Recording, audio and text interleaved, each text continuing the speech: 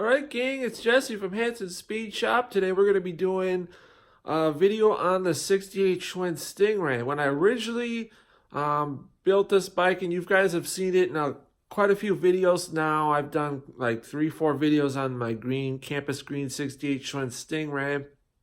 If you watched the when we first showed it on the Muscle Bike Ride and Review, I kind of talked about how I built this bike basically on a budget. I found it as kind of it was literally a barn find bike.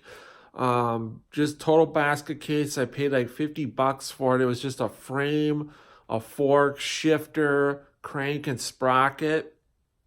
And I was like 17 or 18 when I bought the thing. I didn't really have a lot of money, and I just wanted to make it a rider, so I basically built it out of whatever I could find in the junk or scrounging around or stuff I already had. So just real strict budget, and I had to do some stuff now that if I would have built the bike now, I wouldn't have done stuff that I did then. So we're going to kind of go back through and change up a few things on the bike and just make it a little bit better than what I originally built out of it. Okay, so here's the bike. I'm sure you guys are pretty familiar with the thing. You've seen it like 100 times now in my muscle bike videos. But this is a 68 3-speed stick shift Stingray in Campus Green. What we're going to be doing in today's video is, when I originally built this bike, I didn't have wheels for it, so I found a 3-speed. It was a S7 3-speed wheel. It was actually on another bike that I had bought at a swap meet. After I bought this bike, I ended up kind of parting that bike out and selling a lot of it. But what I kept off that bike was this Springer fork and that back wheel. Now this Springer fork is like an exact copy of a J33 Schwinn fork, which would be for the 20-inch wheel. A 16-inch wheel, like crate fork, would be a little bit longer. But this is some type of reproduction. I don't think it was made by Schwinn. But just a little detail that I'm going to do on here is, normally on a Schwinn fork, right here, there'll be a bolt with the Schwinn S on it. Obviously, this doesn't have that. So I got a set of the correct Schwinn bolts, and we're going to replace these ones with the Schwinn ones. I'm not sure if the Schwinn ones are a little bit bigger. If they are, we're just going to drill this hole out and put the Schwinn ones on. Hopefully that works out. Another detail is the front wheel is not a Schwinn wheel. It's just some type of, I don't want to call it like an off-brand wheel, but some other brand of 20-inch front wheel. And now that I've kind of been making the bike a little bit more correct, it's just kind of time to put the correct wheel on. So I've got a nice S7, like early 70s Schwinn wheel that we're going to tear apart, clean up, and re-grease. And then I got a S7 brick tire for that. We're going to save this wheel for another bike that we're doing another project on. So we're going to swap that wheel and tire out. And then another thing is, when I originally built this bike, I used this stem, which actually Schwinn does have a stem that looks kind of like this style. I don't think this was a Schwinn stem though, but they use this style on like some of their bigger bikes.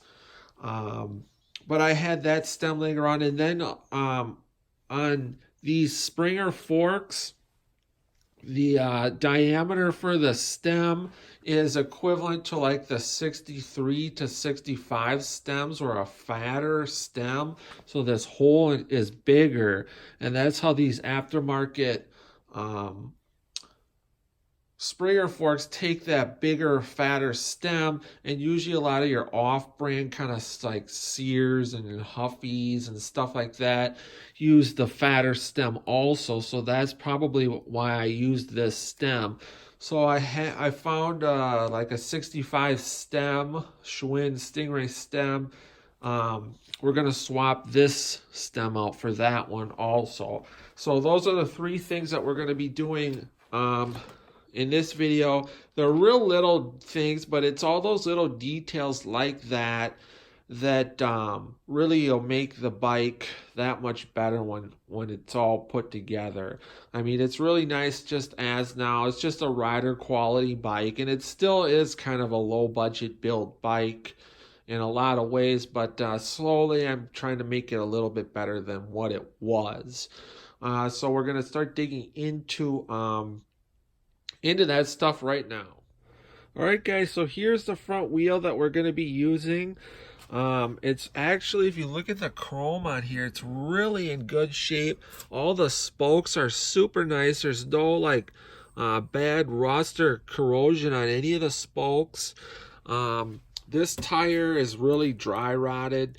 I've got a brand new tire, so the wheel that's on the bike right now would be equivalent to like a S2 wheel. This is a S7, so it's a little bit taller, so you have to use a specific size tire. So I've got a brand new tire. It's just a Duro, repop tire. But one thing with this wheel is I've never had a front wheel where the axle is literally like seized up. So either they've got these nuts here way too tight, or it's just completely dried up. So we're gonna have to tear this apart, check it out. Hopefully they didn't crush the bearings, but it shouldn't be too bad, I hope. I'm not too worried about it, but basically we're just going to tear this. All you have to do is take this nut off, loosen one side up, and then you can pull the axle out, and then we'll inspect the bearings and see what we got going on. I'm thinking they just got these nuts way too tight for some reason, so we'll just clean everything, grease it up, adjust these to where they should be, put the new tire on, and then that'll be good to go. Here is the Schwinn fork bolts that I got. This is what they look like. Really nice. So we're gonna, hopefully I don't have to drill the fork out. If we do, it's not a big deal. But I think that'll make that a really nice detail. And then the last thing is the stem. That should be coming in the mail here any day now. So first thing we're going to do though is dig into this front wheel. Once I get it torn apart, I'll show you guys what it looks like inside, and we'll go from there. Alright guys, so we got dug into this front wheel here, and basically everything's looking pretty good. If we look inside the bearing races, I cleaned out all the old dirty grease. Everything looks really good. There wasn't a lot of grease in there, and whatever kind of grease they were using, I don't think was like the right stuff. But here's like what the bearing looked like that I took out of the wheel, and then this is after I cleaned it up. So you want to make sure you clean the back side of the bearing, like see that little rust or corrosion on there. You want to try to get that cleaned up, because you got to remember like how many times that's going to go around when you're going down the road, and any of that little stuff is going to cause resistance. It may not seem like a big deal, but it really will make a difference. And then also that rust is going to get in with your new grease and turn it dirty. Also, you want to get as much of the old grease off. See, this stuff's like this dirty gray, I don't know what it is, but we don't want to mix that in with our new grease. I really always, my whole life, have used this finishing line grease as like specifically for bicycles. Really had good luck with that. Let's see, I don't know if a price was on here. It's kind of expensive. You usually can get it at like bike shops or probably online, but that's what I always use on all my bearings, and works super good. So we're gonna get this thing cleaned up, re-greased, put back together. Got to throw the new tire on it yet, and get that bearing tension adjusted correctly because it was way too tight. And then we'll move on to swapping the wheel out then, and then move on to the fork. Alright guys, so for cleaning up like any of that corrosion like I was talking about on the bearings, or on the outer race. I just was using some of this 00 steel wool. That seems to be working pretty good. And then in one of my other videos, I talked about this product. It's called Engine Brightener from Harley. That'll kind of also clean up any excess corrosion. It'll kind of get any of that excess dirt out of here, and then it'll kind of coat and protect the metal from tarnishing or rusting. Also, we're using this finish line grease like I talked about, and I swear by this stuff. A lot of races that I won on bicycles when I was a kid, really, I think this is a good product because it just made the bikes roll that much easier and pedal that much easier. Get a lot more speed with a good high quality grease. And this is waterproof too. So at some point, water had gotten into this wheel, and they were using kind of a low quality grease, and that's where we got some of the rust on our bearings. Now, after inspecting these outer bearing races, if we look at the one that I haven't been working on, you can see this part right here is where the bearing will actually ride on. So that we want to make sure is really cleaned up and good. This part up here where my fingernail is, that isn't gonna, the bearing isn't going to touch that. But I've already polished this part with some steel wool. You can see it's a little bit shinier, but there is some pitting on there. And we're not really going to be able to do anything about that because we don't want to sand on this part or anything, polish it, because if we make it too small, it's not going to be the right size for our bearing. Now, if we look at this upper lip here, there's like kind of a ridge. I'm guessing that is from this being over tightened. So I'm going to try to sand that ridge down. You can take the bearing and check and spin it on here and see how well it's spinning.